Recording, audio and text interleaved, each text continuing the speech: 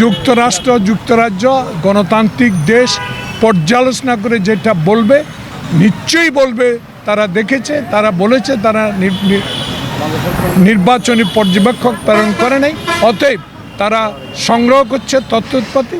সত্যিকার অর্থে তারা বাংলাদেশে যে গ্রহণযোগ্য নির্বাচন না সেটাই বলবে।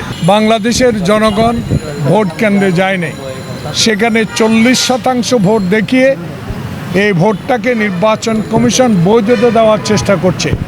তাই বাংলাদেশ জাতীয়তাবাদী দল মনে করে আমরা নির্বাচনের আগেও শান্তিপূর্ণ কর্মসূচি লিফলেট বিলির মাধ্যমে জনগণের কাছে পৌঁছে দিয়েছি যে এই নির্বাচনে অংশগ্রহণ করবেন না। জনগণ এই আবেদনের প্রতি সাড়া দিয়েছে এবং জনগণ এই একদলীয় সরকারের নির্বাচনে অংশগ্রহণ করে নাই। তাই আমরা মনে করি বাংলাদেশে যে নির্বাচনটি জনগণ শূন্য অংশগ্রহণ শূন্য হয়েছে সেই নির্বাচনের অগ্রহণযোগ্য হয়েছে। বাংলাদেশে গণতন্ত্র প্রতিষ্ঠিত হবে না, একদলীয় শাসন ব্যবস্থা কায়েম করে আর একটা হীন প্রচেষ্টা চালিয়ে যাবে। তারই বিরুদ্ধে আজকে এই নির্বাচনের পরে আমরা শান্তিপূর্ণ কর্মসূচি হিসাবে আবার জনগণকে ধন্যবাদ জানিয়ে আমরা লিফলেট বিতরণ শুরু করছি।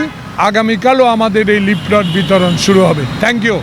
একটি ব্যাপার আমরা দেখলাম যে যুক্তরাজ্য এবং যুক্তরাষ্ট্র এই দুটি রাষ্ট্র কিন্তু বাংলাদেশের নির্বাচনটা সুষ্ঠু হয়নি, তারা বিবৃতি দিয়েছে, আপনারা দেখেছেন। আপনাদের যে কর্মসূচি লিফলেট, আপনারা কি লিফলেটে বা গণসংযোগে সীমাবদ্ধ থাকবেন নাকি আপনাদের নতুন করে কর্মসূচি আসবে?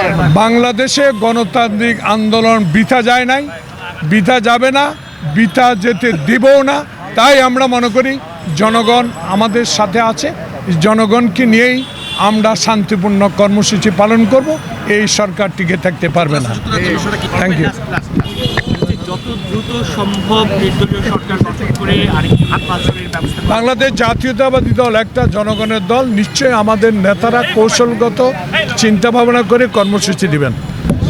চোর চোর ভোট চোর, এই চোর চোর ভোট চোর, এই সারা বাংলায় একই সুর, এই সারা বাংলায় একই সুর, এই বয়কট বয়কট, এই 7 তারিখের নির্বাচন, এই 7 তারিখের নির্বাচন, এই একতরফা নির্বাচন, এই নৌকা মার্কার নির্বাচন, এই নৌকা মার্কার নির্বাচন, এই পুতুল খেলার নির্বাচন, এই 7 তারিখের নির্বাচন, এটা আমি নির্বাচন, এটা আমি নির্বাচন, এই ভোট চোরদের নির্বাচন, এই ভোট চোরদের নির্বাচন, এই ভোট ডাকাতের নির্বাচন, এই সন্ত্রাসীদের নির্বাচন, এই খুনি হাসিনার